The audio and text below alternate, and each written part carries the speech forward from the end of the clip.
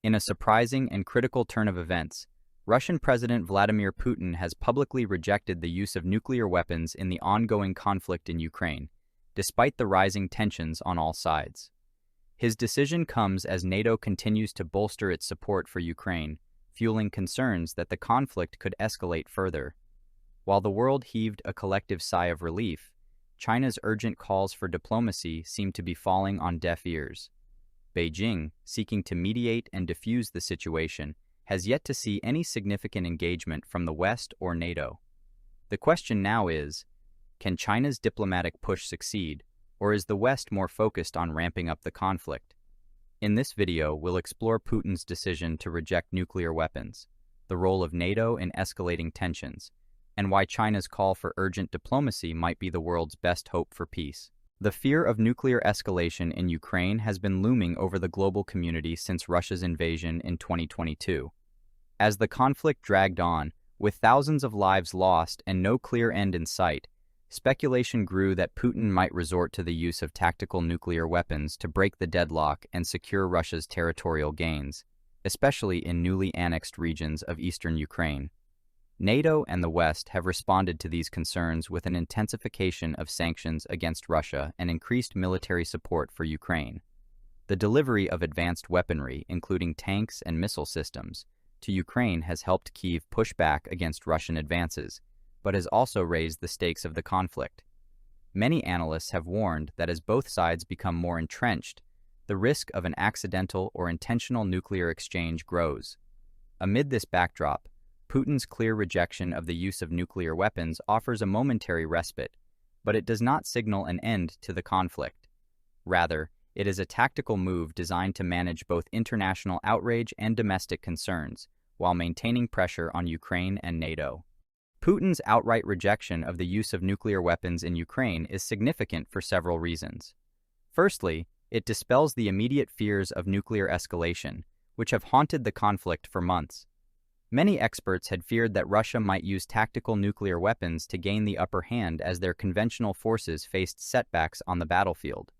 However, by rejecting the nuclear option, Putin has positioned himself as a responsible actor in the conflict, aiming to de-escalate some of the global alarm. This decision might also be influenced by pressure from key Russian allies, including China, who have repeatedly called for a peaceful resolution to the conflict and emphasized the catastrophic consequences of nuclear warfare. Yet, this rejection of nuclear weapons could be a tactical decision to buy time, reduce Western alarmism, and seek other means of intensifying pressure on Ukraine and the West. Russia still controls substantial military resources, and the conflict remains a protracted and bloody battle for influence in Eastern Europe. While Putin's rejection of nuclear weapons brings some measure of relief, NATO's actions seem to be pushing the conflict in a more dangerous direction. Since the invasion began, NATO countries, led by the United States, have supplied billions of dollars in military aid to Ukraine. Advanced weaponry, tactical support, intelligence sharing, and economic sanctions have all become critical tools in the West's strategy to contain Russia. Critics argue that NATO's involvement has only prolonged the war and increased the potential for a broader European conflict. As more NATO-supplied weapons pour into Ukraine, Moscow perceives this as a direct threat to its security. This has led to retaliatory measures from Russia, including energy cutoffs to Europe and cyber attacks on Western infrastructure. The question arises, is NATO genuinely seeking peace, or is the military alliance preparing for a prolonged proxy war that could destabilize the region for years to come? Some analysts suggest that NATO's aggressive stance is designed to weaken Russia geopolitically, irrespective of the cost to Ukraine. With NATO's growing involvement, the conflict has morphed into a larger struggle between the West and Russia, with Ukraine caught in the middle. The continued militarization of the conflict leaves little room for diplomacy or peaceful negotiation, despite China's repeated efforts to bring both sides to the table. As NATO escalates its military involvement and Russia digs in its heels, China has emerged as one of the few major powers calling for urgent diplomacy.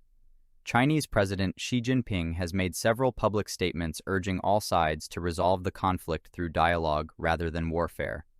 Beijing has also positioned itself as a neutral actor, maintaining relations with both Moscow and Kyiv, and offering to mediate negotiations.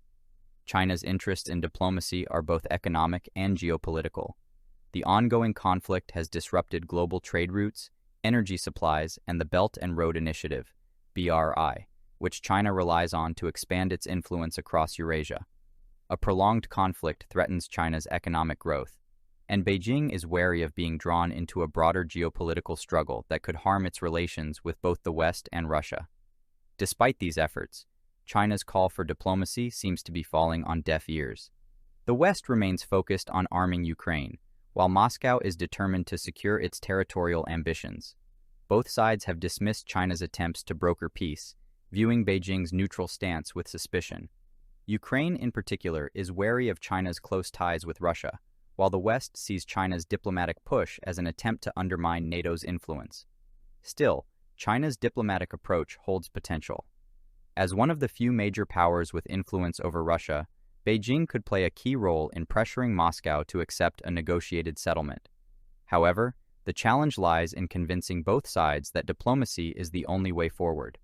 Putin's rejection of nuclear weapons, combined with NATO's aggressive military support for Ukraine and China's diplomatic push, reflects the broader geopolitical divide that the Ukraine conflict has exacerbated.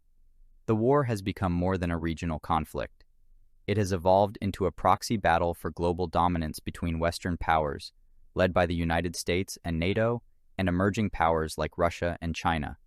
For the West, the war in Ukraine is a test of its ability to maintain global leadership and contain authoritarian regimes. For Russia, it is a fight for survival and influence in its own backyard. And for China, the conflict presents both risks and opportunities. By positioning itself as a neutral mediator, China aims to boost its global standing and present an alternative to Western-led international order. However, the deeper this conflict goes, the more polarized the world becomes. Countries are being forced to choose sides in what is becoming a new Cold War.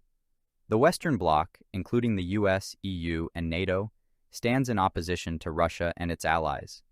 Meanwhile, neutral powers like China and India are trying to navigate the conflict without fully aligning with either camp. This division could have long-term consequences for global governance, trade, and security. The emergence of new alliances, such as BRICS, shows that the world is shifting towards a multipolar system, where no single power dominates. The Ukraine conflict, with all its complexities, is accelerating this process. With Putin rejecting nuclear weapons, NATO ramping up its involvement, and China calling for diplomacy, what can we expect next in this evolving conflict? Despite the rejection of nuclear weapons, the war on the ground is likely to continue.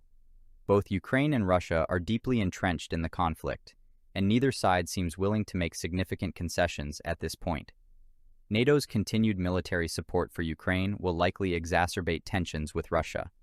As the West provides more advanced weapon systems, Russia could escalate its conventional military operations or resort to hybrid warfare tactics, such as cyber attacks.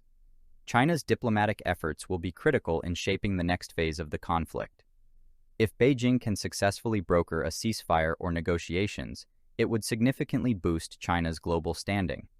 However, if diplomacy fails, China may distance itself from the conflict to protect its own economic interests. The war in Ukraine will continue to have far-reaching consequences, from energy prices to global supply chains. Countries that are heavily dependent on Ukrainian and Russian exports, particularly in Africa and the Middle East, will face ongoing challenges. The world is watching closely as this conflict unfolds. The actions of major powers like Russia, NATO, and China will determine whether the Ukraine war drags on indefinitely or finds a path to resolution. Putin's decision to reject nuclear weapons offers a glimmer of hope in an otherwise grim conflict. But as NATO pushes for further militarization and China's calls for diplomacy are largely ignored, the prospects for peace remain uncertain. The Ukraine war is no longer just about territorial disputes. It has become a flashpoint for the future of global power. What do you think? Can China's diplomatic efforts succeed, or is the world headed for deeper conflict? Let us know your thoughts in the comments below. If you found this analysis insightful, don't forget to like, subscribe, and hit the notification bell to stay updated on the latest geopolitical developments. As global power struggles intensify, Your engagement helps us bring more in-depth analyses on critical topics shaping the future of international relations. Stay tuned for more updates as the situation continues to evolve.